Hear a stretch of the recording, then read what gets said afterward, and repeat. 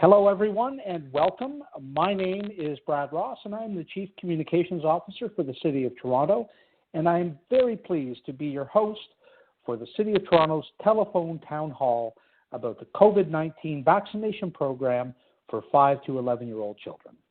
This afternoon, we are joined by Dr. Shavita Paddy, who is the Associate Medical Officer of Health for Toronto Public Health, and Dr. Upton Allen, Head of the Division of Infectious Diseases at the Hospital for Sick Children.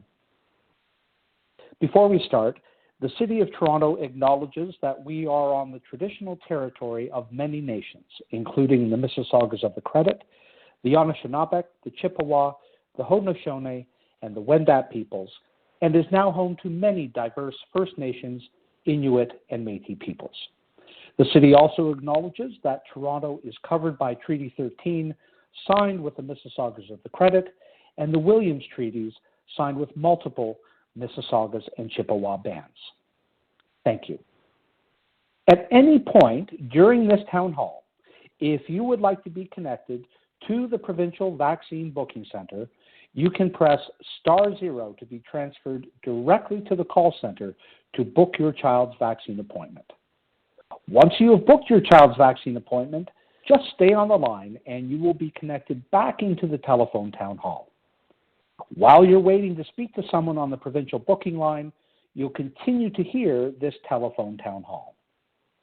Let me explain how a telephone town hall works. Right now, residents from all across the City of Toronto are answering their phones and connecting to this discussion. In a way, this is like a traditional town hall, where guests arrive and file in through the front door. Except in place of a front door, there are thousands of phones ringing throughout Toronto right now. Once someone answers their phone, they just stay on the line to join the discussion. For those who missed the call, an answering machine message is left with directions on how to call into this discussion. This telephone town hall technology enables us to reach out and talk with thousands of people from the comfort of their homes. It is a great way for us to stay connected with residents and ensure that you get the latest information about our important vaccination campaign. If at any point in this discussion you have a question, press *3 on your phone keypad to get in line to ask your question. Again, that's *3 to ask a question. Anyone listening to the web audio stream can type into the question box to submit a question. We're here today to answer questions about the city's vaccination program, but we cannot address specific medical conditions or provide medical advice at this event. So please refrain from asking questions about your specific medical conditions. If you would like to get a text message with some information on how to get vaccinated, you can press *8 at any time during this event to be texted a website address with more information on the vaccines and how and where to get vaccinated. Again, if you would like to get a text message with that information, all you have to do is press *8 at any point during this conversation to receive a text from us, which will lead you to more information on Toronto's vaccine rollout. As mentioned, but I will repeat for anyone just joining, at any point during the town hall, if you would like to be connected to the Provincial Vaccine Booking Center, you can press *0 to be transferred directly to the call center to book your child's vaccine appointment. Once you have booked your child's vaccine appointment, just stay on the line and you will be connected back into the telephone town hall. While you're waiting to speak to someone on the provincial booking line, you'll continue to hear the telephone town hall. For those of you just joining the call, welcome. This is a telephone town hall with Dr. Shavita Paddy, the Associate Medical Officer of Health for Toronto Public Health, and Dr. Upton Allen, Head of the Division of Infectious Diseases at the Hospital for Sick Children. I see we still have some more phones to call. So as we wait for everyone to join, I'd like to welcome Dr. Paddy to the call and ask her to share the latest news on vaccination efforts in our city. Dr. Paddy, welcome.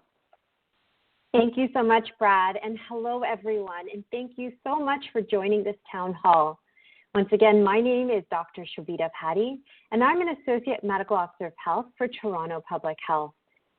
Over my career, my key areas of specialty within public health have been child health and immunizations. And this past year, I've had the privilege of supporting the largest vaccine rollout in history. We are here today to provide you with information on COVID-19 vaccine for children to support parents in making an informed decision about vaccination for their child. What we have seen across the world is that when the majority of adults and youth are vaccinated, those that are unvaccinated are at greater risk for infection, particularly younger children who were currently ineligible to receive the vaccine. In Toronto, 11% of our population is 11 years of age and under. So you could expect that you would see more cases of COVID-19 in younger children who are not yet eligible for vaccination. And that is certainly what we have been observing in Ontario. Children now have the highest age standardized rate of COVID-19 infections in the city. While most children can have mild or no symptoms, some children can get very sick, require hospitalization, develop long COVID, where they experience symptoms long after the infection has cleared, or experience complications which can be quite serious. And it is not necessarily only children who have an existing health condition who can get very sick.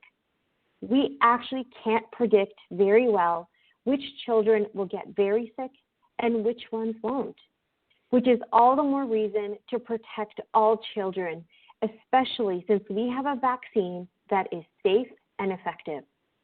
The Pfizer pediatric vaccine for children aged 5 to 11 years old is similar to the current vaccine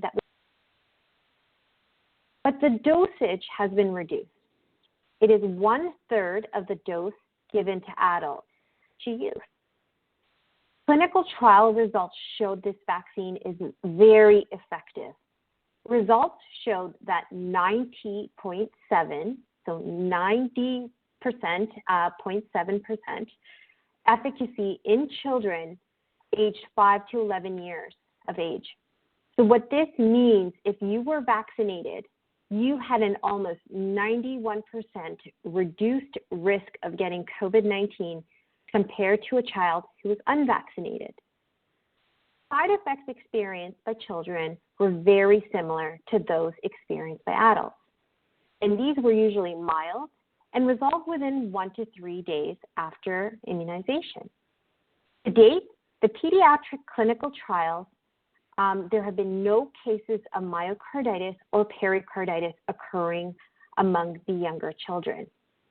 The best way to protect everyone in your household, including children, is for all members who are currently eligible for vaccination to get fully vaccinated as soon as possible. So thank you so much, and I look forward to answering your questions this afternoon. Thank you so much, Dr. Paddy. And I'd like to welcome everyone who has just joined on the phone. This afternoon, we're here with Dr. Shavita Paddy, our Associate Medical Officer of Health at Toronto Public Health, and Dr. Upton Allen, the head of the Division of Infectious Diseases at the Hospital for Sick Children, for our telephone town hall to give you the latest information about the City of Toronto's COVID-19 vaccination efforts for 5 to 11-year-olds. This telephone town hall is live and interactive, which means that you can ask any of our speakers your questions. So if you have a question for Dr. Paddy or Dr. Allen, just press *3 on your phone at any time to let us know you'd like to speak live on the call. An operator will take down your question and put you in line to ask your question live. You will still be able to hear the town hall conversation while you're waiting to ask your question. When I call your name, you will be able to ask your question live on air.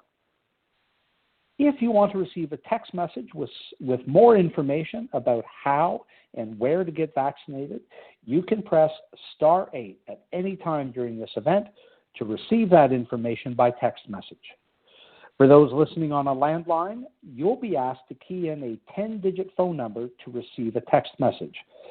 All you have to do is press *8 at any point during this conversation to receive a text message from us. If at any point during the town hall you would like to book an appointment to get your child's first dose of a COVID-19 vaccine, you can press *0 on your phone and you will be transferred to the Provincial Vaccine Booking Call Center. Once you have booked your child's vaccine appointment, just stay on the line and you will be transferred back into the telephone town hall. While you're waiting to be transferred, you will continue to hear the telephone town hall. As well, we will be doing quick real-time poll questions during this call, so let's do a poll question now. We'd love to get a sense of where everyone is joining us from on this call this afternoon. So the first poll question is, which part of Toronto do you live in? So if you live in Etobicoke or York, press 1 on your phone now. Press 2 on your phone if you are calling from North York. Press 3 if you are calling from the old city of Toronto or downtown. Press 4 if you are calling from East York. And press 5 on your phone if you're calling from Scarborough. Again, which part of Toronto do you live in? Press 1 for Etobicoke or York. Press 2 for North York. Press 3 for the former city of Toronto. Press 4 for East York. And press 5 on your phone for Scarborough. Thank you to everyone who is participating in that poll. We really appreciate it. This is exciting. We have thousands of Toronto residents already in the town hall, and there are still a number of callers still getting connected. So we will be answering your questions live in just a couple of minutes. In addition to Dr. Shavita Paddy, who we just heard from, we are also joined by Dr. Upton Allen, who is the head of the Division of Infectious Diseases at the Hospital for Sick Children. Welcome, Dr. Allen, and what can you tell us about the impact of having a kids vaccine? Thank you, Brad. First, let me say that I'm extremely pleased to be able to join you all this afternoon, and I'm delighted to be able to answer questions. When the vaccines were approved for children, my colleagues and I were absolutely thrilled. We believe that this vaccine will have a tremendous impact on our lives, the lives of families and the lives of children and community at large. Indeed, children under 12 years of age represent the fastest growing COVID case rate in Toronto and across the country. Indeed, even though severe disease in children is seen less frequently than in adults, we have had children who have been hospitalized as sick kids with COVID throughout the pandemic. And some of these children, unfortunately, have required care in the intensive care unit. There are also significant complications that children can get after acute COVID infection. These complications might lead to really bad outcomes. And indeed, some children might have the multi-system inflammatory syndrome called MIS-C, and others might go on to develop long COVID. The vaccine that we're using, the Pfizer mRNA vaccine, has been proven to be extremely effective against acute COVID. And so we do expect that vaccination will also be beneficial as this relates to preventing some of the complications that I've mentioned and Dr. Paddy has mentioned as well. Getting children vaccinated, Brad, isn't just about protecting them from COVID itself, but it is also about getting them back to their regular, uninterrupted lives. The pandemic and associated public health measures have had really incredibly hard consequences on children. And we have seen that their physical and mental health and well-being have suffered as a result. Researchers at Sick Kids have shown a sustained negative impact on the mental health of children of Ontario, not just young kids, but youth and families as well during the course of the pandemic. Now, whenever we talk about vaccination of children, we always recognize that it's a trade-off between benefits versus risks. We firmly believe, and the overwhelming consensus is, that benefits significantly outweigh risks in a major way. What I should mention that the studies that have been done have shown no serious side effects, no serious adverse events, and in fact, monitoring continues. And to date, across the United States and Canada, we've had more than 5 million kids, 5 to 11 years of age, who have been vaccinated. And so far, there have been no major side effects reported. So this is really great news. So in summary, I must say that we expect that the vaccine will help to ensure that children remain safe, that they remain healthy and happy, while also helping to put out this pandemic. Thanks, Brad. Well, thank you, Dr. Allen. That was an excellent summary. Really appreciate it. So everybody, Dr. Patty and Dr. Allen are here to answer any questions you may have about vaccinations and COVID-19, particularly surrounding the pediatric vaccine or kids vaccine for COVID-19. They will be able to answer any questions you have about the operational rollout of the vaccination program, as well as the safety and efficacy of these vaccines, and how they will impact the safety of schools in our city generally. To all those who have just joined us, welcome. My name is Brad Ross, and I'm the Chief Communications Officer at the City of Toronto. And I'm joined today by Dr. Shavita Paddy, the Associate Medical Officer of Health for Toronto Public Health, and Dr. Upton Allen, the Head of the Division of Infectious Diseases at the Hospital for Sick Children. They are ready to answer your questions. If you would prefer not to ask your question live on air, you can visit toronto.ca/vaccine town hall, that's one word, vaccine town hall, to listen online and type your question for our speakers into the message box. If you'd like to receive a text message with information about how and where to get your child vaccinated, you can press *8 at any time during this event to be texted a website address and toll-free phone number. If you're listening on a landline telephone, you will be asked to key in a 10-digit phone number. All you have to do is press *8 at any point during this conversation to receive a text from us to get information about how and where to get vaccinated. And if at any point during the town hall you would like to book an appointment to get your child's first dose of a COVID-19 vaccine, you can press *0 on your phone and you will be transferred to the Provincial Vaccine Booking Call Center. Once you have booked your vaccine appointment, just stay on the line and you will be transferred back into the telephone town hall. While you wait to be transferred, you will continue to hear this event. Call volumes will be high, so please be patient.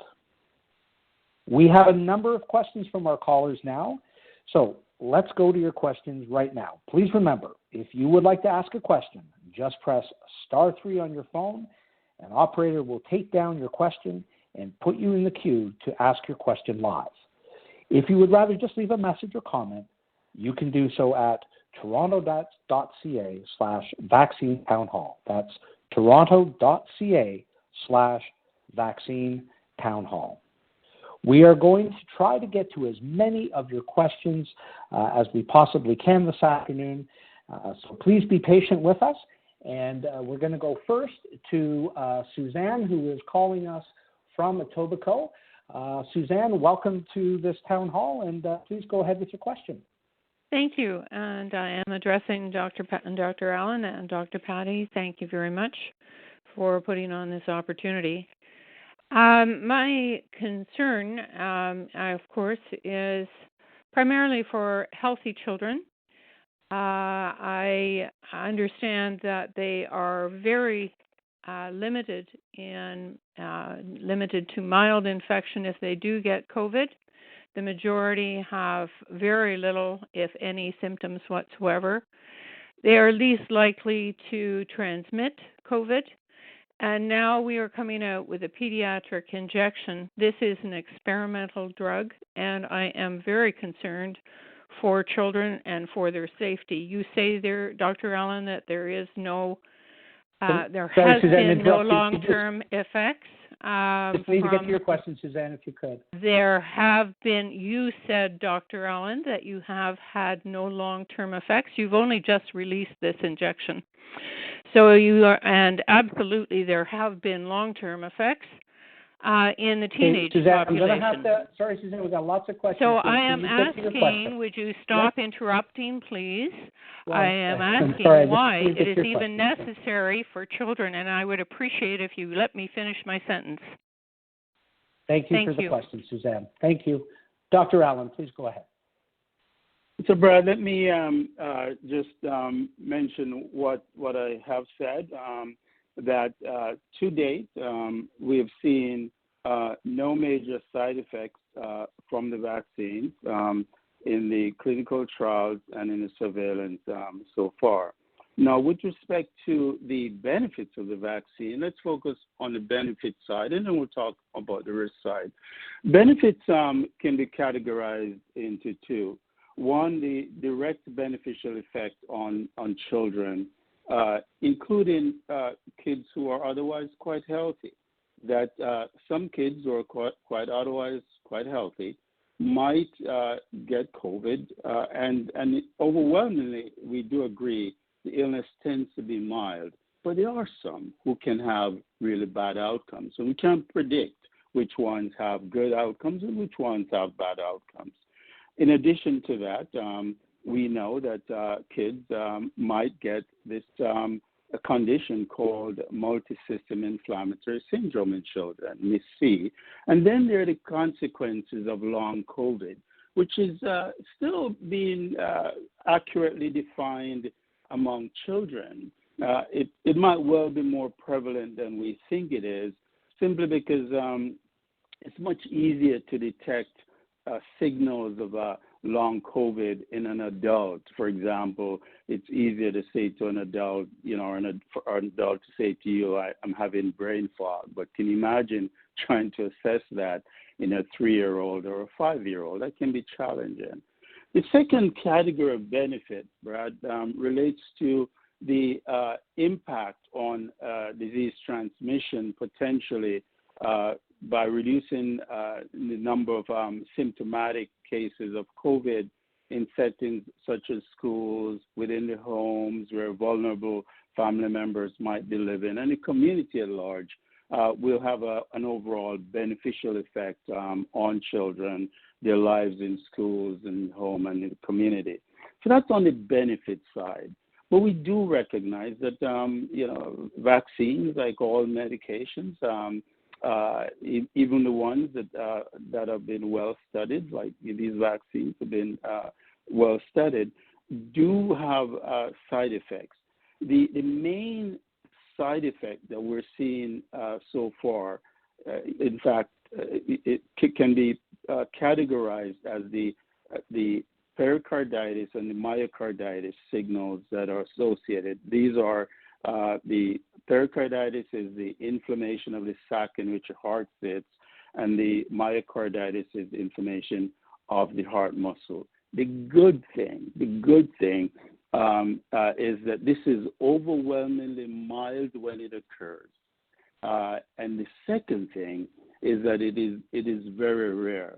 But there's also one extremely important thing, and that is as kids get younger, if you go from age 24, for example, down to age 15, down to age 12, the myocarditis, pericarditis signal weakens. It becomes rarer as you get younger. As you get younger than 12, the 5 to 11, it is a zone that is relatively quiet, so to speak, in terms of myocarditis signals. Generally, this is what we knew before COVID. And so this age group, the group that if myocarditis, pericarditis were to occur, it will be extremely rare and overwhelmingly mild. Thank you very much, Dr. Allen. Suzanne, thank you for the question. Just to remind everybody, we do have a lot of callers on the line, and we want to get to as many questions as we can. So when asking your question, I do ask, please, if you could, to try to ask your question as quickly as we can, so we can get to as many questions as we can this afternoon. I'm just looking at the poll results from the last question about where people are calling from. So it's great to see we have a nice cross section of people from across the city who are calling in. So welcome, everybody. We're going to go to our next question, which is Jan from Toronto, who's asking about the intervals between vaccines for children. Jan, welcome to this town hall. Go ahead, please. Oh, thank you so much for the opportunity, Dr. Patty and Dr. Allen. I'm wondering if, I know a lot of parents are panicking, even those who have vaccinated their 5 to 11-year-old with their first dose are now thinking that we should maybe shorten the duration. And I've heard that families are calling and being able to get their shot in 4 weeks versus 8 weeks. And I'm wondering if you have any advice about that.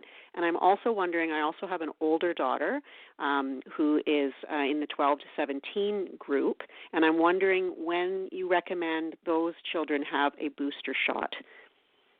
Okay. Great, Jan. Thanks so much for that question. Dr. Patty? Thank you, Jan.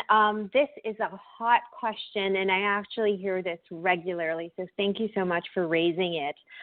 Right now, NACI, as well as the Ministry of Health, is actually recommending an 8-week interval between dose 1 and dose 2 for 5 to 11-year-olds.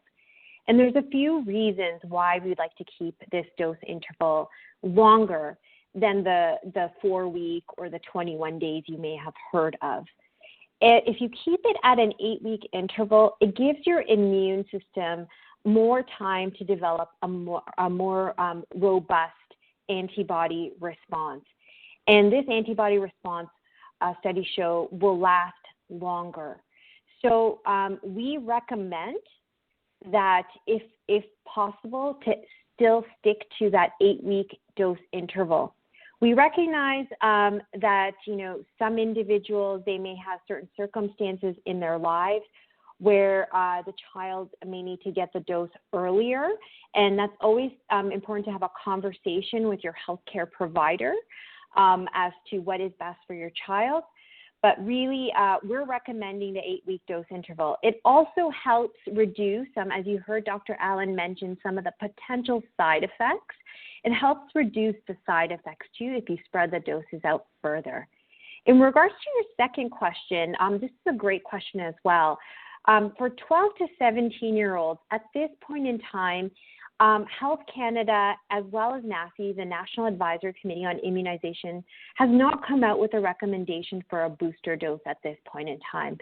So what I would urge everyone is to continue to, keep posted, visit Toronto Public Health's website for more information. But this is under review, especially in light of Omicron right now. So please stay tuned. But at this point in time, for 12 to 17-year-olds, a booster dose is not recommended. Thank you. Thank you very much, Dr. Patty. And Jan, thank you for the question. Please remember, everyone, this is your opportunity to ask your questions directly to our speakers. If you have a question for either Dr. Patty or Dr. Allen, just press *3 on your phone at any time to let us know you'd like to ask a question live on the call. An operator will take down your question and put you in line. If you'd like to get a text message from us with information about how and where to book your vaccine appointment, you can press *8 at any time during this event to get a text message. Anyone on a landline will be asked to key in a 10-digit mobile phone number.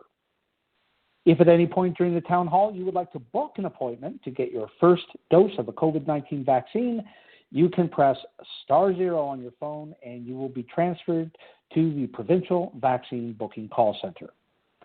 Once you have booked your vaccine appointment, just stay on the line and you will be transferred back into the telephone town hall. Vaccines for 5 to 11-year-olds are also available in some schools, pharmacies, and mobile clinics right in your neighborhood.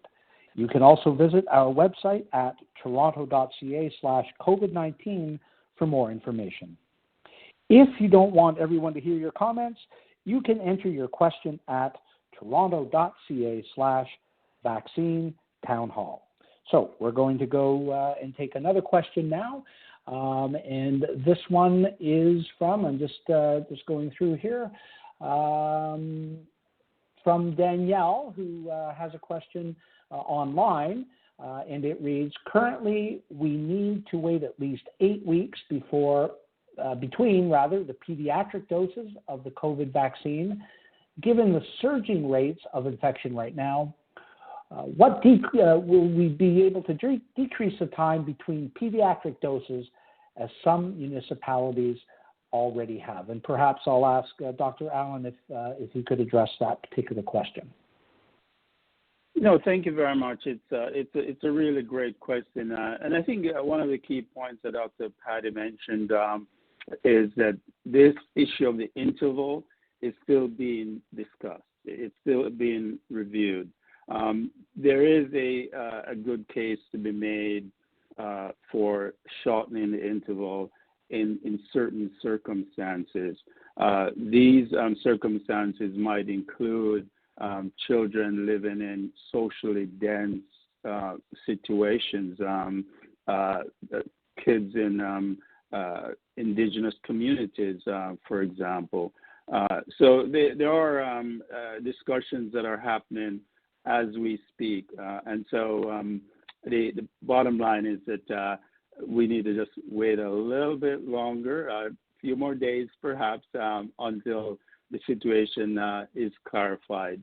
But at the same time, right now, what is so important is to at least get that first shot in the little arms as soon as possible. Thank you very much, Dr. Allen. We're going to go back to your questions in a moment, but first let's do another quick poll here. As we've heard, we've made great progress in getting Toronto's kids their first dose of COVID-19 vaccines, at approximately 36% to date, but there's still work to do. So we want to make sure every child in Toronto is able to get vaccinated just as soon as possible. So our next poll question is, do you know how to access an appointment to get your child their first vaccine dose? Press 1 on your phone if yes, you do know how to access an appointment for a first dose of vaccine. And if your child already got their first dose, that's great. You can go ahead and press 1 here as well. Press 2 on your phone if you don't know how to access an appointment for your child's first dose of vaccine. And press 3 on your phone if you know how to access an appointment, but you're not sure yet about your child getting the vaccine and want some more information. Again, do you know how to access an appointment to get your child their first vaccine dose? Press 1 on your phone if yes, you do know how to access an appointment for a first dose. Press 2 on your phone if you don't know how to access an appointment for your child's first dose of vaccine. And press 3 on your phone if you know how to access an appointment, but you're not sure yet about your child getting the vaccine and want some more information. Thank you, everybody, for participating in that poll. We're going to get back to questions now, and our next question is from Michael in Etobicoke. Michael, welcome to this telephone town hall. Go ahead, please. Thank you very much for taking my call. I've got a daughter that's 11 years old. She recently turned 11. She's had her first vaccination, went fine, no side effects. The question I've got is that, she'll be 12 calendar year or turning 12 next year. From what I understand, in that year, even though she's not turned 12, she can, by her birthday, she can still get the adult, full dose instead of 1/3 dose. But what I'm wondering is what you'd recommend, like whether, a lot of this dosage is to do with height and weight, versus, maybe development of internal organs, that type of thing. So that's what I'd like to know. So whether I should, like I said, she's recently turned 11, so her birthday's towards the end of the year. So whether I should go with in 4 weeks' time, whether I should go with a full adult dose or whether I should continue with a 1/3 dose. And the second question, it's kind of related to this, is girls concerning, this I suppose 12 to 17-year age group, whether you, both of your doctors, have experienced any issues with girls' menstrual cycles, and whether they've been affected by the COVID vaccine, whether you've seen cases of girls missing their period, that type of thing. Thank you, Michael. Thank you very much, Michael, for the question. Dr. Patty? Thank you, Michael. These are excellent questions, and this is the age by dose is a very common question. So right now, the recommendation is to get the product that is approved for age. And so I'm so glad to hear that your daughter got her first dose and no issues at all. That's amazing. And in 8 weeks' time, if she's still 11 years old, she will be approved to get the pediatric dose. And if she is 12 years old in 8 weeks, then she can get the adult dosing. Now, the dosing is actually not based on not based on weight or height, but it's actually based on age. So I just want to clarify that. So your daughter will still be very protected getting the pediatric dose as a second dose when she is 11 years old. In regards to your second question, there have been some cases where some individuals may have had some issues with their menstrual cycle, but it's been very temporary after vaccination. And I do want to stress, this has been monitored, and a lot of people are looking into this. And this has actually been only a temporary situation and has had zero impact on fertility. So in respect to menstruation and getting the COVID-19 vaccine, there are no concerns, and it is safe to get vaccines if you are a female and currently menstruating. Thank you. Thank you, Dr. Patty. And Michael, thank you so much for the question. Before we get to another question, we're just going to take a quick look at those poll results from the last question, which was, do you know how to access an appointment to get your first vaccine dose? 57% of you do. 16% are unsure about how to access an appointment for your child. And 27% know how to access an appointment but still aren't sure about getting their child vaccinated yet. So thank you for that. And just a reminder to everybody on this call, you can press *0 at any time during this event and be connected directly with the Provincial vaccine booking system. You will remain on this call while you are waiting to speak with somebody to book that appointment, and then you'll be brought right back into this town hall. So again, if you wish to book an appointment for your child right now, you can press *0 on your phone. All right, we're going to go to our next question, and it is from Josh in Scarborough. Josh, welcome to this town hall. Go ahead, please. You have a question about school-aged children. I actually, my two questions stemming from our current circumstance. We have 3 children who are going to school who are under the age of 10 currently. We had a booking for vaccine for today, but one of the boys has been put under isolation because of a school exposure. So my question is, should we wait until we are cleared of isolation before we go get everybody vaccinated? Or should we be taking the 2 who are not under isolation and getting them vaccinated?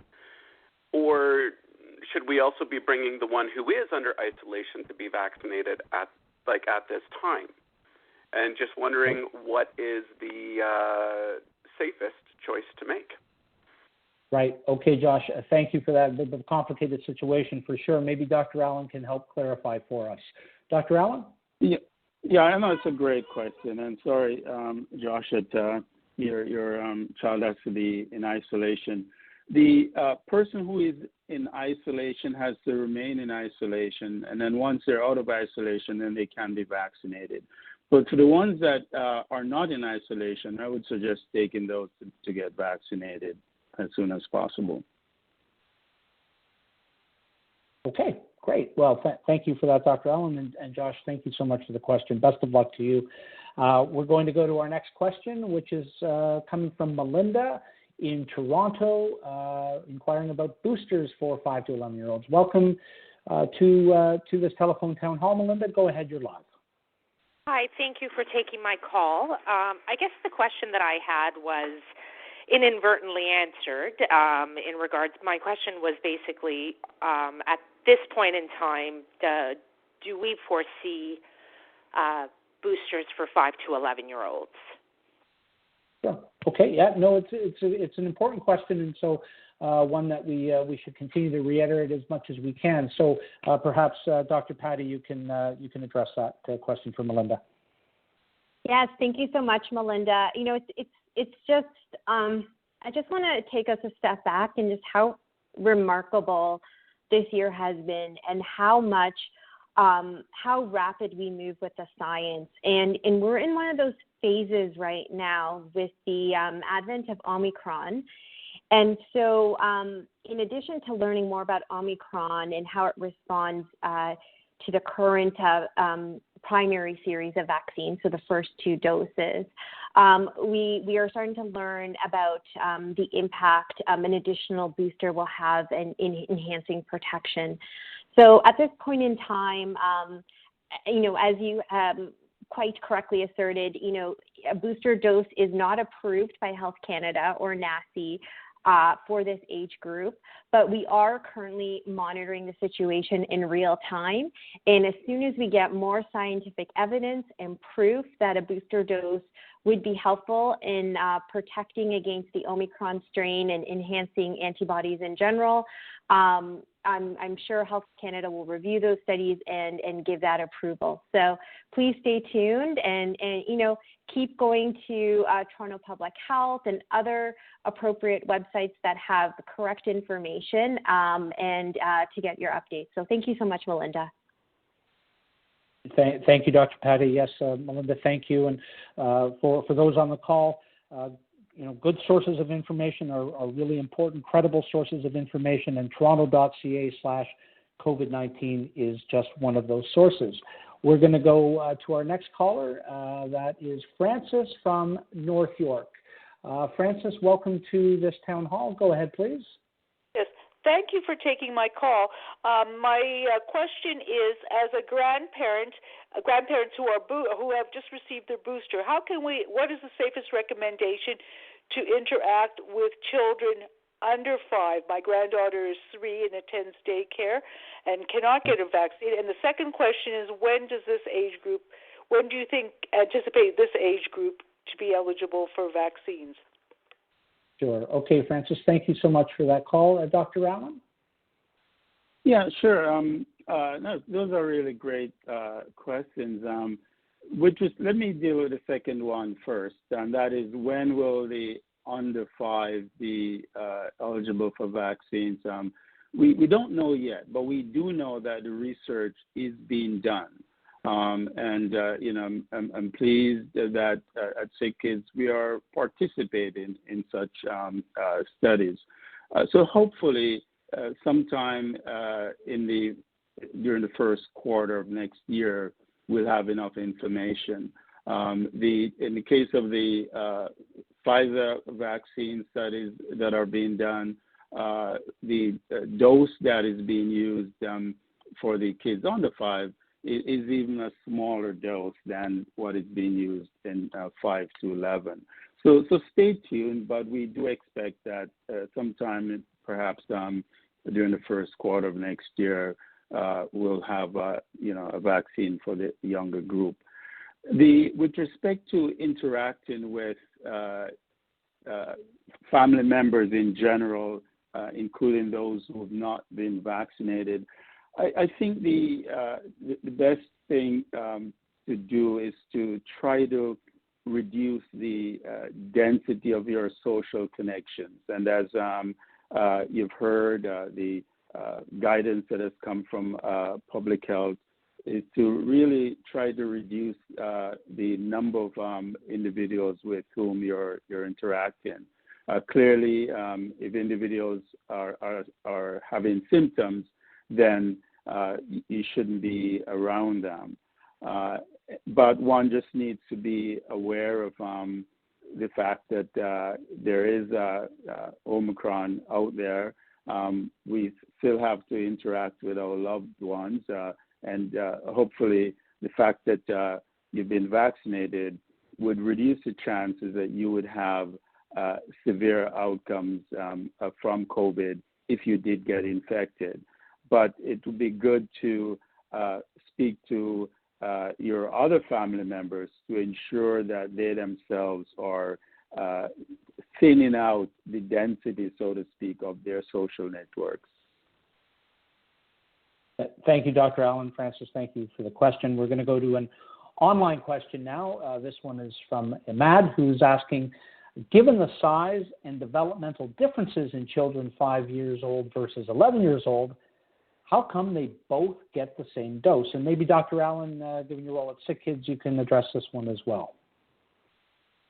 So the question relates to giving a 10 microgram dose to a 5-year-old and an 11-year-old. It's a really great question. The way that our immune system responds to infections is a function of age and not how big or small we are. Usually, when we think of medicines that have been studied in adults and are being used in children, interestingly, the cutoff that's used is age 12. But in fact, in reality, there is a pretty, a bit of an elbow room of safety where you could perhaps give the same medication to an 8-year-old and they'll be just fine. So there's that elbow room of safety, and so in terms of the development of the immune system, the 5-year-old will cope with it as well as the 8-year-old will cope with the vaccine as well as the 11-year-old. Okay, thank you for that question, Imad, and Dr. Allen for addressing it. We're going to go back to our phones now, and we got a question from Loida in Toronto. Loida, welcome to this telephone town hall this afternoon. Go ahead, please. You're live. Yeah, good afternoon. Thank you for getting my call. I just want to ask, if someone has already been infected with COVID virus but was not hospitalized and it was just a mild one, is it safe for that person not to get the 2 vaccines anymore? Okay. Thank you, Loida, for the question. Thank you. Dr. Patty? Sorry, just having trouble coming off mute. Thank you so much for that question. So not only is it safe to receive a COVID vaccine after you've had natural infection, it's actually recommended. So individuals who have had a positive COVID test, as soon as they've completed their isolations and free of symptoms, we actually do recommend that they get immunized as soon as possible. And that's because the antibody and protection you'll receive following immunization tends to be better than from just the infection alone from the virus. So please encourage anyone, either children or adults, to get immunized with the COVID-19 vaccine if they've already had the infection. Thank you so much. Thank you, Loida, for the question. Dr. Patty, for that answer. Just a reminder again for those on this call, to book a vaccine appointment at any time during this telephone town hall, you can press *0 on your phone. and you will be taken to the Provincial Vaccine Booking Center. You will also remain on this call, so don't worry about that. You'll be transferred back into this telephone town hall after you've made your appointment. Call volumes could be high, so be patient. Again, that's *0 to book an appointment for you or your child's vaccine appointment. We're going to go back to questions, but first let's just do another quick poll. Before we asked about first doses, but as you know, most healthy individuals will need a second dose, and eventually perhaps a third dose will be needed for optimal protection. So our next question is, do you know how and when you are able to get your child their second dose of the vaccine? Press 1 on your phone if you know when your child is eligible for a second dose, and you either have their second dose appointment already or you know how to get them one. Press 2 on your phone if you know when your child is eligible to receive a second dose, but you don't have an appointment or you're not sure how to make them a second dose appointment. And press 3 on your phone if you don't know when your child is eligible to receive a second dose or how to make an appointment for their second dose. Again, do you know how and when you are able to get your child their second dose of vaccine? Press 1 on your phone if you know when your child is eligible for a second dose and you either have their appointment already or you know how to get them one. Press 2 on your phone if you know when your child is eligible to receive a second dose, but you don't have an appointment yet or you're not sure how to make them a second dose appointment. And press 3 on your phone if you don't know when your child is eligible to receive a second dose or how to make an appointment for their second dose. Remember as well to ask a question today of Dr. Shavita Paddy, the Associate Medical Officer of Health for Toronto Public Health, and Dr. Upton Allen, infectious disease head at the Hospital for Sick Children. You can press *3 at any time during this call and be put in the queue to ask a question. We're going to go next to Joe in East York, who has a question about her young daughter. Joe, welcome to this telephone town hall. Go ahead, you're live.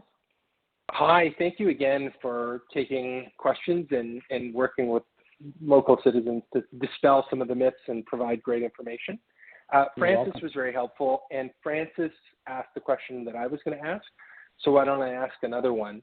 Okay. In terms of dealing with neighbors, friends, family members who might be anti-vaxxers or vaccine hesitant or skeptical, whatever word we want to choose to use, I know we want to point them towards the right publicly available information, the City of Toronto, the Centers for Disease Control, all of these places that are providing the right information. Is there any site that we could maybe recommend that is designed for people who are skeptical or hesitant so that we're not sending them to the government, we're sending them to some reputable third party? Okay. Thanks for that question, Joe. Perhaps I'll ask both Dr. Shavita Paddy and Dr. Upton Allen if they could maybe make some recommendations there. Go ahead. Let's start with Dr. Paddy. Sure. Oh, Joe, that's an amazing question. And, it's really got me thinking. And I'm actually going to take this back to our team to promote those sites.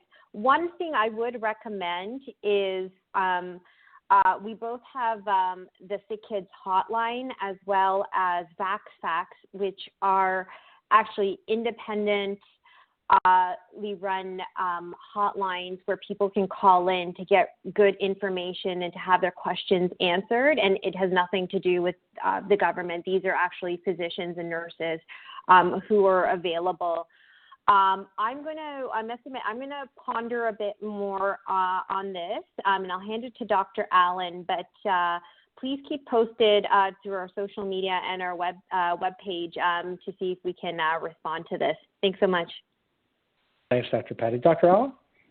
Yeah, that's a really great question. It's certainly something that that we've tried to crystallize as best we can as well.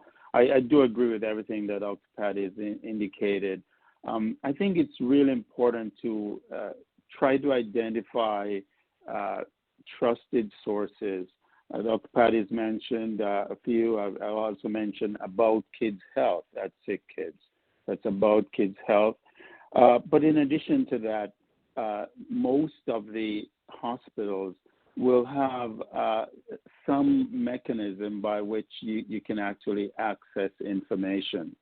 But I do agree with you, Josh, that it's so important to be able to connect with trusted sources of information. Toronto Public Health, Sick Kids, for example, About Kids Health. You've heard the vaccine information line, the confidence line of Sick Kids, VaxFax, your local hospitals. But also in some communities, there's an opportunity to identify with trusted community leaders, sources of information that might be reliable. And so it might vary from one community to the next, but it's an incredibly important question. And I'm pleased that Dr. Patty will take this back and will help to disseminate some information around these pathways of trusted information. Thank you both, and Joe, thanks for that question. We're going to go online now. A question online from Abigail, who's asking, will there be locations offering shots for parents and their children at the same time? Dr. Patty? Yes, that's a great question because we know how busy you all are. And so for many of you who have children in schools, both TDSB and the Toronto Catholic School Board, we'll be hearing directly from your school about clinics held at those schools. And at those clinics, not only can you have your children immunized, but you yourselves can come and get immunized. The other thing I would do is keep posted to our webpage, toronto.ca/COVID-19, and where to get vaccinated. We constantly update that with mobile clinics. And you will note that many of our mobile clinics will be immunizing everyone in the family. So we try to have a variety of options available to make it as convenient and as easy as possible for you all to get immunized. I would also check in with local pharmacies. They have vaccine products for all age groups as well, and hopefully they can immunize you all at the same time, as well as there's some primary care offices and pediatric offices as well.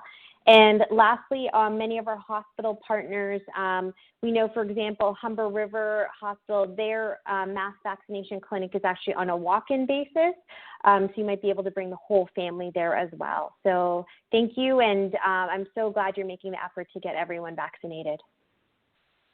Thank you, Dr. Patty. And as we all probably know, on Monday, anybody over the age of 18 who had their second dose more than 3 months ago becomes eligible for their booster dose. So there will be more appointments opening up as of Monday. So keep an eye out for that. Lots of opportunity and capacity is opening up to get people vaccinated.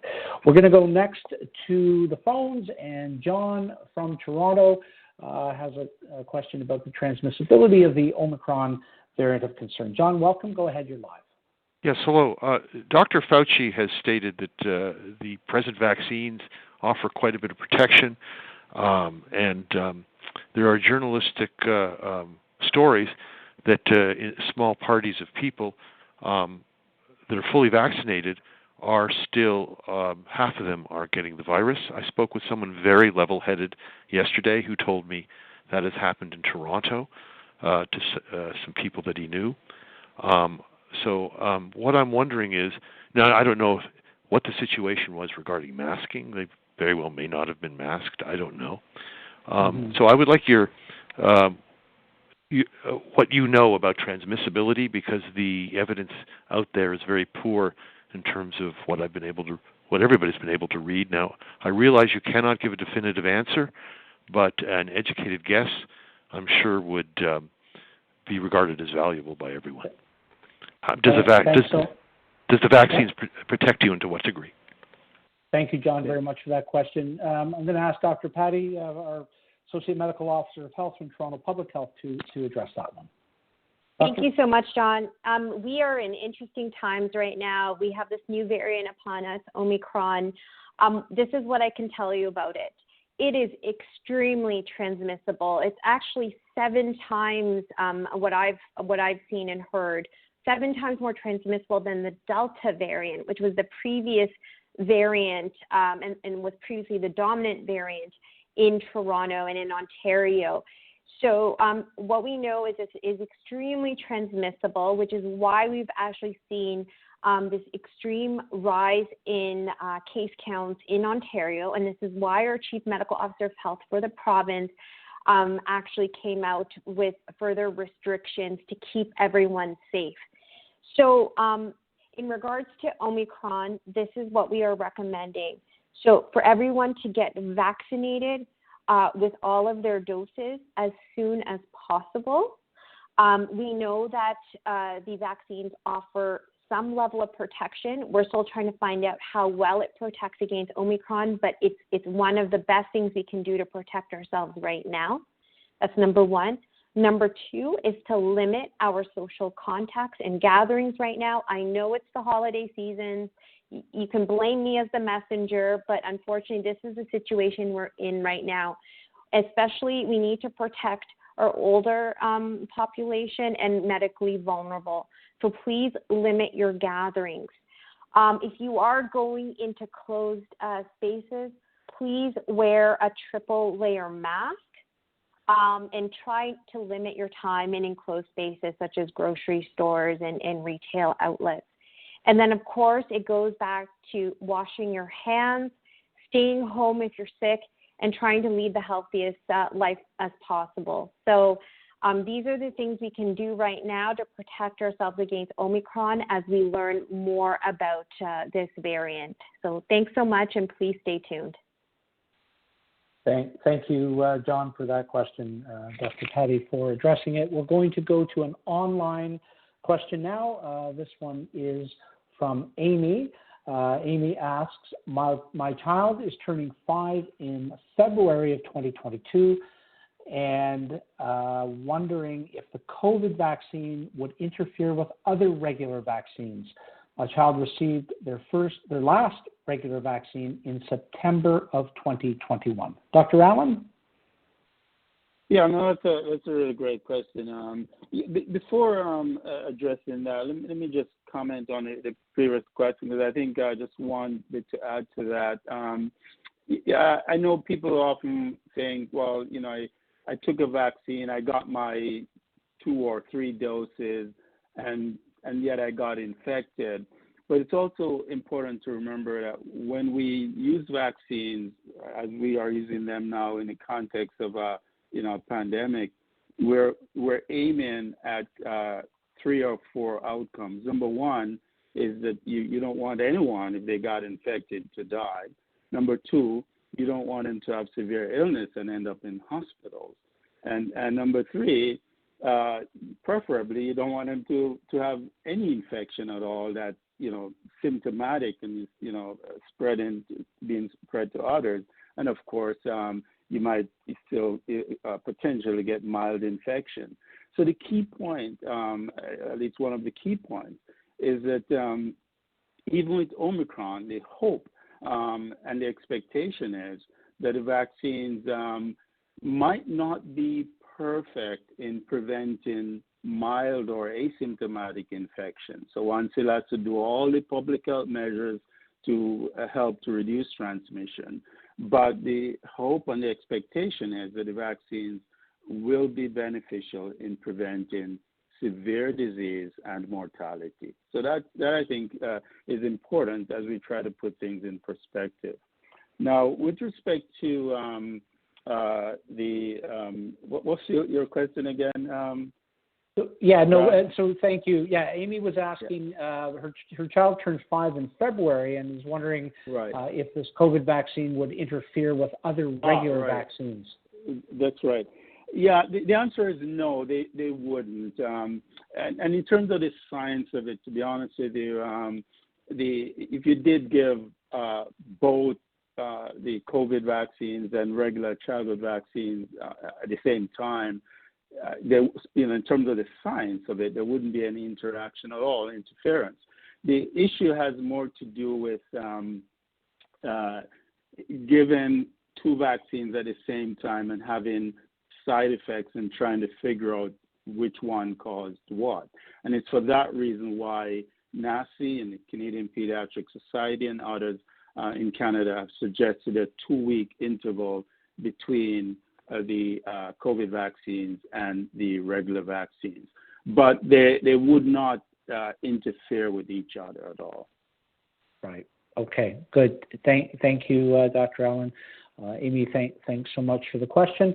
Just a reminder to everybody who's on the call, you can press *3 at any time during this town hall to ask Dr. Patty or Dr. Allen a question about your child's vaccine opportunities, children vaccine between the ages of 5 and 11. Again, that's *3. We have a lot of questions, a lot of people who are interested in getting more information, so thank you.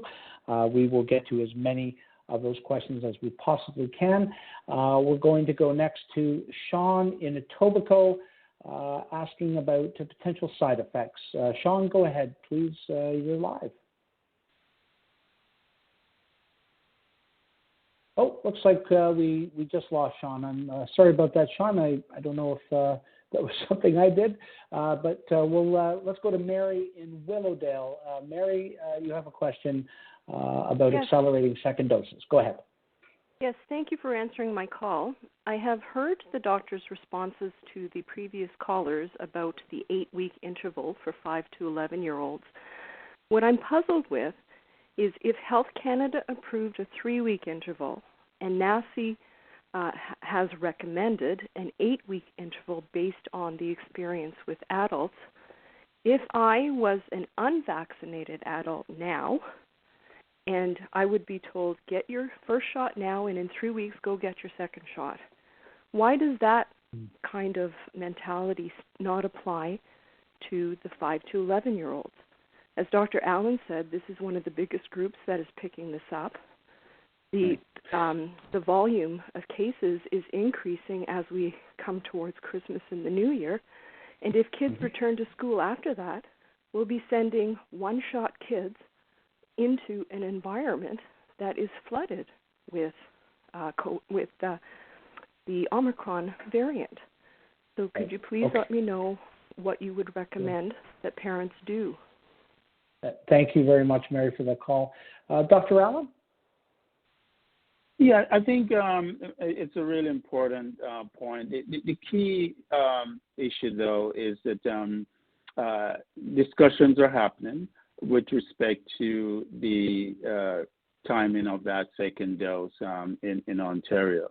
That said, when vaccines are approved and applications are made by the manufacturers to regulatory groups like FDA and Health Canada, they tend to be approved based on what was evaluated in the clinical studies. And so 3-week interval, that's what's approved. That said, the question of using a shorter interval is one that always takes into account benefit versus risk. In that regard, for kids 5 to 11, we wanted to be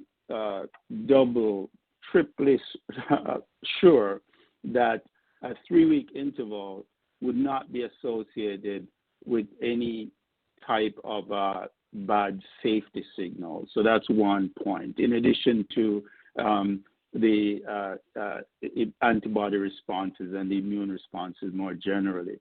So to answer your question then, in trying to make a decision around the timing of that second dose, one would need to take into account what exactly one is trying to accomplish in terms of putting out a fire right now, and I would say in putting out a fire right now, the big thing is going to be the public health measures and the social distancing, that being, addressed. That's going to be huge. Vaccines are important, and the interval for kids is being discussed. But I would think that while it's going to be extremely important, I don't think it's going to be the most important measure to address the Omicron surge that we are in the midst of right now. I think the public health measures are going to be key, but we just need to get everyone vaccinated as soon as possible and with the recommended doses. So more discussion is happening on this very important question that you've asked. Okay, Dr. Allen, thank you. Mary, thanks so much for that question. We're going to go next to Douglas in Etobicoke, who's asking about, Pfizer, the brand Pfizer, and also who will be administering the vaccines. Douglas, welcome. You're live on the air. Thank you very much. At this time of year, as a Christian, I bless you in the name of our Lord and Savior, Christ Jesus. Doctor, could you answer the availability of what companies' vaccines are being administered to our children, and where in the arm or elsewhere of the human body do you recommend that you've taught the administrators of the vaccine so that the nerve pathways and the blood vessels of all of our children are completely preserved? Thank you so much, Douglas, for the question. Dr. Patty? Certainly. Thank you, Douglas, for that question. So in terms of the company that the current product we're using for 5 to 11-year-olds, it's Pfizer. And I just want to reassure everyone that right now immunization is what we call a controlled act. And so that means that anyone administering an immunization must undergo a fair bit of training. And this includes everything from ensuring that they know how to connect with the patient, explain things, get informed consent, so explain the risks and the benefits, as well as how to administer the vaccine, which involves what we call landmarking on the body. And so generally it does vary from age to age, but because this vaccine is approved for individuals 5 and over, we administer the vaccine in what we call the deltoid muscle. So that is that big bulging muscle in your upper arm. And in regards to nerves and blood vasculature, if with appropriate landmarking, you generally go right into the muscle. You don't actually hit any major nerves or vessels. And so I just want to reassure everyone, all of the nurses, paramedics, physicians, and other healthcare providers such as pharmacists as well, who administer vaccines, they've undergone a significant amount of training, and their practice has been overseen, and so they are administering the vaccine in a way that will not harm individuals. So thank you so much for that question. Yes, thank you, Dr. Patty. Just a reminder to everybody, for reliable, credible sources of information, you can visit toronto.ca/COVID-19. That's toronto.ca/COVID-19. There's a wealth of information about COVID-19, of course, about vaccinations, and about guidance, public health guidance, things that you can do to stay safe when you are out and about. We are going to go next to Maureen from Etobicoke. Maureen, welcome to this town hall. Go ahead, you're live. Thank you. This is a general question, and for those and for the skeptics out there, the ones who are afraid of getting the vaccine, what would you say the risk of getting sick is? Getting the vaccine or not getting the vaccine? Okay. Thank you very much, Maureen, for that. Dr. Patty? Sure. So just generally speaking, we've actually seen some really serious consequences of the COVID-19 vaccine in all age groups, including children. And Dr. Allen, after I make my comments, it'd be good for you to kind of maybe speak to your experience at Sick Kids. So COVID-19 is a very serious infection. The issue is that we don't know in which individual you'll have serious morbidity or you might actually have people die versus those who might have mild infection. The other thing is that we know that the protection you receive from the vaccine is generally better than natural infection. And for some individuals, you might have heard the term long COVID. These are individuals who may have had mild COVID infection where they didn't end up in hospital. However, they're suffering from some really long-term consequences, such as issues with their cognition, so the way just thinking, hair falling out, people experiencing chronic fatigue. So there are severe consequences to getting the infection. But Dr. Allen, I'm going to hand it to you to maybe speak to, for the pediatric population, what some of the cases you may have seen come at Sick Kids. Well, thank you very much. Certainly from the point of view of the children, we really don't know which kids are going to have good outcomes or which have bad outcomes. We know to some extent that there are certain risk factors that might suggest that some kids are more likely to have severe COVID, but we don't know among otherwise healthy children which ones have bad outcomes, and some do. There's, possibility of having severe outcomes from acute COVID, and as more healthy people get infected, we'll see more numbers of children with bad outcomes. This will include the multisystem inflammatory syndrome in children, as well as long COVID. But there's one other point that I think is worth noting, and it's something that the CDC acknowledged very early on.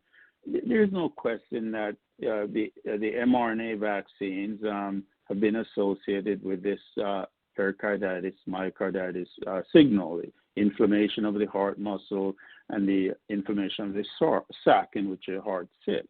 But the signal in the 5 to 11-year-old folks, we expect it to be very rare if it does occur, and when it does occur, to be overwhelmingly mild.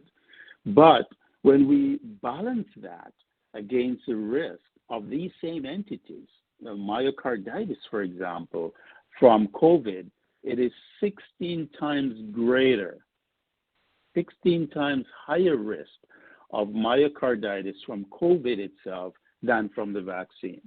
So in terms of a risk-benefit trade-off, that even helps to bring home the message that it is beneficial to vaccinate kids and as opposed to not vaccinating them. Thank you. Yeah, wow, that's an interesting statistic, the risk of not getting vaccinated. So thank you for that important question, and Dr. Patty and Dr. Allen for those answers. Just going to go to the poll results. The last poll, we asked, do you know how and when you're able to get your child their second dose of vaccine? 54% of you say yes, you know when your child's second dose, when they're eligible for the second dose, rather. 21% know when they are eligible but do not yet have an appointment, and 25% of you who responded say you don't know when they're eligible or how to make an appointment. I'll just remind you that you can press *0 during this call and be connected with the Provincial Vaccine Booking Center. So we are coming very close to the end of our call, and our last question is going to come from Aaron, who asked, and Aaron submitted this question online.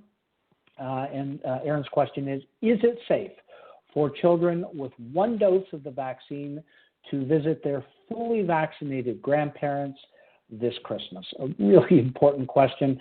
I'm going to ask both Dr. Patty and Dr. Allen to both give their thoughts on this one. Dr. Patty? Oh, okay. We're in that new world now with Omicron, so this is a little bit more complicated. So it depends on a few factors. So I'm really glad to hear that the child has received their first dose and that they're visiting relatives who are fully vaccinated. So that's a great start. But it also depends right now if they've been in environments with potential exposures. So what I would say, just to add different layers of safety, is definitely if the child or if the other relatives have any symptoms, no one should be visiting each other. Everyone should just stay at home and isolate, and of course get tested. And if there is visiting going on, just to ensure that, we're washing our hands frequently and, making sure that there's good ventilation in the home, as well as, if possible, masking. There's a lot changing with Omicron right now, but adding in those added layers of, social distancing, masking, and hand washing, that will also help people stay protected. So curious to hear what Dr. Allen has to say as well on this. Thank you. Dr. Allen? Yeah, no, it's a really great question. I would say that, first of all, I agree with everything Dr. Patty's indicated. I think the risk that a young child who is not being vaccinated or who's had one vaccine poses is really going to be dependent on to whom they have been exposed prior to visiting grandma and granddad. And so it's hard to come up with a general statement that covers all the various types of scenarios. So I think it's for families to look at what we alluded to earlier, the density of their social networks, thin out all of those social networks to reduce the chances that the young child would have been exposed. We recognize that there is no scenario that represents a zero risk. And so all the measures that Dr. Patty has mentioned should be undertaken, should be encouraged. I think it would be really great for families to get together, but in far lower numbers than previously. It's a difficult situation, but it's one that would have to be assessed on a family-by-family basis as opposed to a general statement right across all families. Indeed. Thank you, Dr. Allen and Aaron. Thanks for that. That question, I'm sure, is on everybody's mind at this time of year. We are coming to the end of this afternoon's town hall, but we do have one last poll question. We're going to be hosting a number of events like this next year, and we'd like to hear from you. So our last poll question is this. Do you feel like your knowledge of the City of Toronto's COVID-19 vaccination campaign for kids has increased after this telephone town hall? Press 1 on your phone if yes, you feel like you know more about how to get your child vaccinated as a result of what you heard from our speakers this afternoon. Press 2 on your phone if you feel like you know about the same as you knew before the event, and you can press 3 on your phone if you're not sure. Dr. Patty, maybe I'll go to you for a few last words and your overall impressions of what you've heard today. Doctor? So thank you so much, Brad, and thank you to all of you who attended. And I was really impressed with the questions. I think they were all important questions. And, I also want to acknowledge that these are difficult and challenging times. It's been a hard 2 years on all of us. I think many of us were hoping for a more joyous holiday season, but once again, we need to be careful. But thank you again for making the effort. That just shows to me how much you care about the well-being of not only your children but everyone else. So please continue to get good information.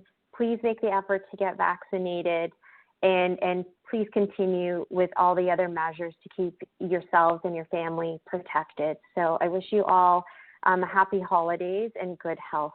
Thank you. Thank you, Dr. Patty. And now Dr. Allen for some last words. No, thank you very much, Brad. They were just absolutely amazing questions. I think one of the key questions, and I might have gotten the name wrong, might have been John, I think, who had asked this really key question.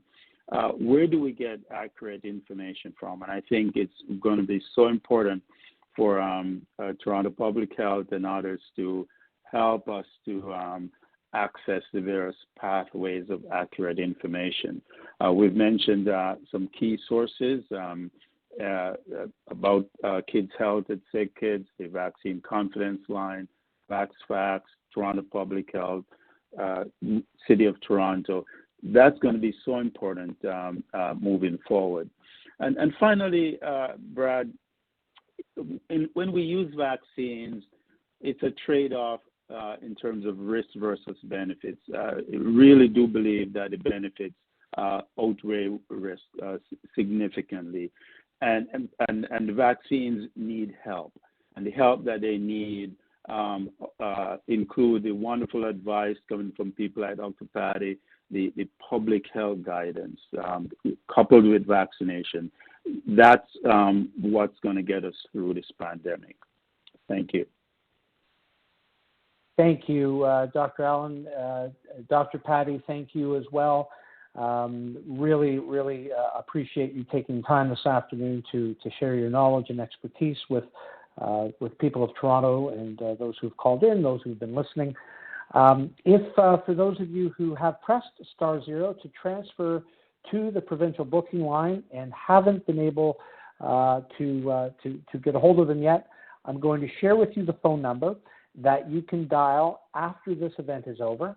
That number is 1-833-943-3900. Again, that's 1-833-943-3900. That is the provincial booking line that you can call to book your child's appointment, to book your appointment. And bear in mind that it may be busy. There's a lot of people who are trying to get their third dose, first or second dose. So appreciate you being patient. This has been a great town hall, and I am so glad we were able to speak with so many of you. Thank you once again for being part of this event. And as we've said many times throughout, please feel free to make toronto.ca/COVID-19 your first stop for any of your COVID information. Please have a safe and happy holiday season and a very healthy new year, and enjoy the rest of your day. Thanks all.